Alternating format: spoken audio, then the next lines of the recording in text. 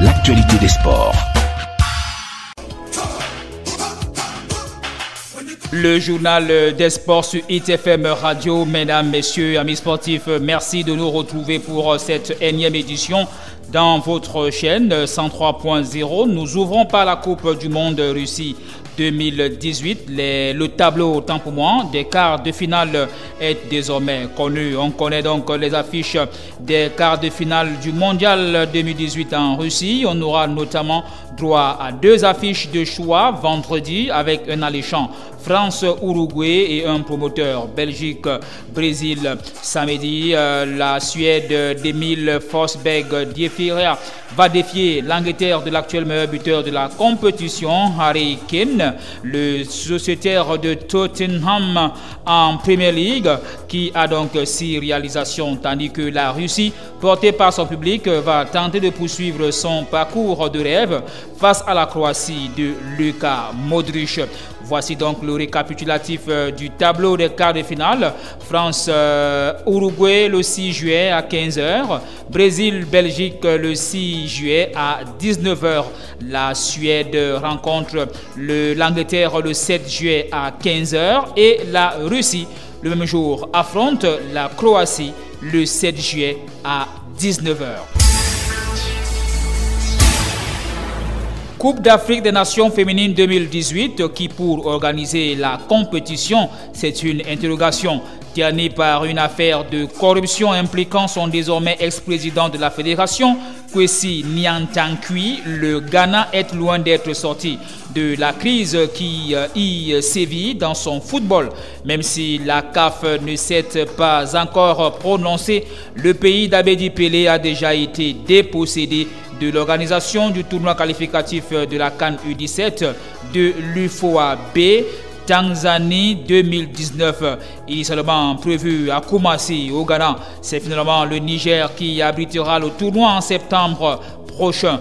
Pour le moment, des informations font état des candidatures de la Guinée équatoriale, du Maroc et de l'Afrique du Sud qui se tiendraient prêts à remplacer le Ghana à l'organisation de la Coupe d'Afrique des Nations féminines prévue en novembre-décembre de cette année dans ce pays. Parlons à présent de quelques Camerounais qui font bouger actuellement, on va dire quelques Camerounais qui font bouger donc les lignes dans les différents championnats. D'abord du côté de la Roumanie, libre de tout contrat, Robert Ndip També, 24 ans, s'est engagé pour 2 saisons avec le CFR 1907 Cluj. Napoca, le champion de la première division en Roumanie, le vainqueur de la Coupe d'Afrique des Nations 2017, a donc signé récemment son contrat. Et puis information plus de foot, Aurélien Chedjou a repris le chemin de l'entraînement avec son club de Istanbul Başakşehir en Turquie. Sur le départ de son côté, Henri Bedimo était absent hier au centre Robert Louis Dreyfus pour la reprise d'entraînement de l'Olympique de Marseille. Par contre, Clinton Ndje et Zambo Anguissa étaient bel et bien présents. Et puis absent lors de la reprise de Konya Sport, Samuel Eto'o est attendu ou alors était attendu à l'entraînement ce mercredi au centre d'entraînement du club turc. Nous rappelons que le Camerounais est encore sous contrat avec la formation de Konya Sport. Alexandre Song Bilong vers la Hongrie, libre de tout engagement depuis son départ du Rubin Kazan en Russie, où il a tenté une dernière pige sans succès la saison dernière. L'ex-gunner est en quête de repères depuis janvier dernier. En vacances au pays récemment, Alexandre Song Bilong a regagné l'Europe et a pris la direction de la Hongrie. Mais difficile de dire si le joueur de 32 ans est prêt à s'engager avec l'académie Puskás, car le club n'a pas encore communiqué dessus. L'attaquant international junior Stéphane Zobo vient de signer un contrat professionnel de 4 ans avec le Toulouse Football Club, selon nos confrères de 45x2.com, un club de Ligue 1 en France. Après avoir fait des essais au club la saison dernière, le TFC a décidé d'enrôler la pépite camerounaise pour les 4 prochaines années. L'administration de Toulouse Football Club a été séduite par ses qualités physiques et de son bon jeu de tête. Stéphane Zobo, qui aura 18 ans le mois prochain, a d'ailleurs été convoqué par l'entraîneur Alain Casanova afin de participer aux entraînements avec le groupe professionnel qui prépare la reprise du championnat. Nous parlons à présent de la CAN 2019 avec ces quelques titres des journaux parus mercredi, les journaux camerounais naturellement. On va commencer par Mutation qui titre donc la CAN 2019 au rythme des grèves à Garoua. Et le journal fait notamment référence à cette grève des employés de l'entreprise américaine Prime Potomac qui ont donc intenté un mouvement de grève depuis quelques jours à Garoua pour salaire impayé.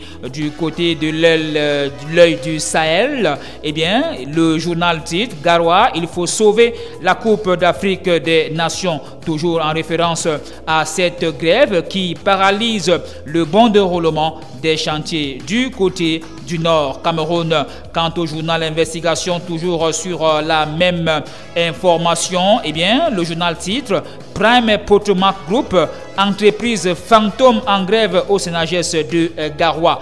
Les journalistes ou alors l'article qui fait référence à ce titre parle donc de ce mouvement de grève des employés, on le disait, de Prime Potomac, mais surtout de l'absence de son directeur général, M.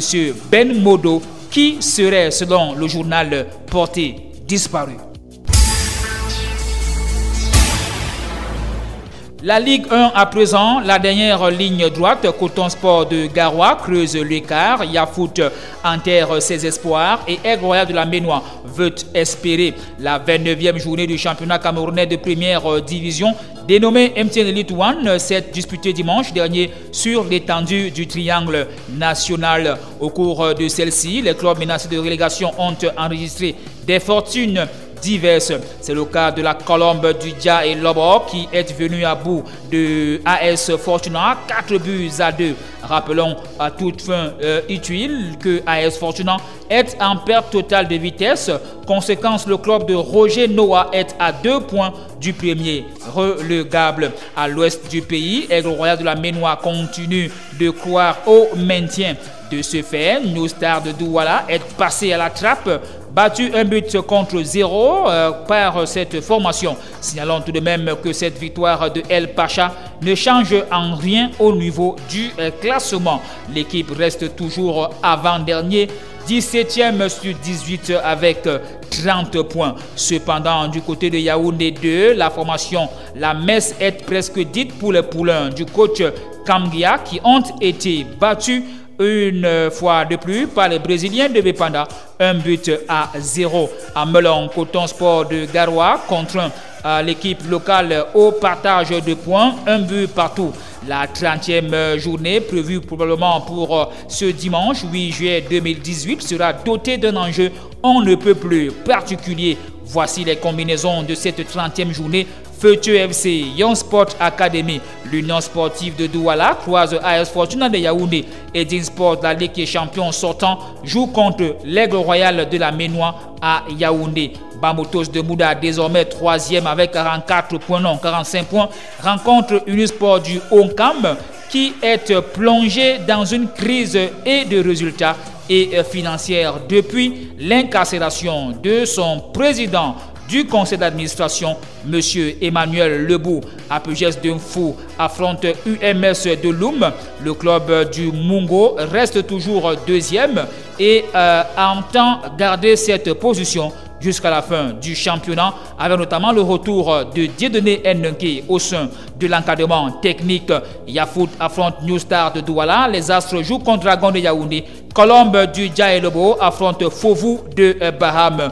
Une journée de grands enjeux au sommet comme au bas du classement en fonction des combinaisons et des ambitions des uns et des autres. Si Coton se rapproche du titre, Aigle et les autres se battent pour le maintien. Terminons par cette information sur la Coupe du Cameroun pour juste parler de Coton Sport de Garoua qui a donc hérité d'un cadeau selon nos confrères du site 237, premier de sa sous-poule avec 22 points. Saguet FC de Lacdo a hérité du leader de la MGN Elite One comme adversaire en 32e de finale. En attendant la date, Coton Sport de Garoua peut déjà sereinement préparer les 16e de finale. Toutefois, pour le secrétaire général de Saguet de Marois qui déclare: nous préparons ce match comme le ferait un petit poussé qui s'apprête à défier un leader de la taille de Coton Sport de Garoua et qui veut créer l'espoir. Nous sommes conscients que Coton est figure de Coton Sport de Garoua, fait figure autant pour moi de favori, mais cela ne nous gêne pas. Nos joueurs sont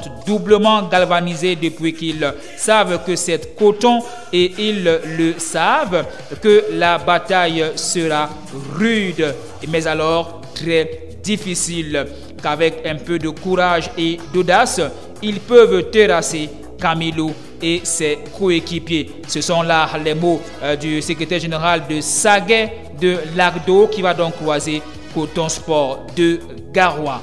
Voilà, mesdames, messieurs, amis sportifs, c'est tout pour ce journal. C'est le paquet que nous avons réservé ce jour pour cette production. Merci de nous avoir suivis. Ici Michel Ateba. Nos programmes sont en continu.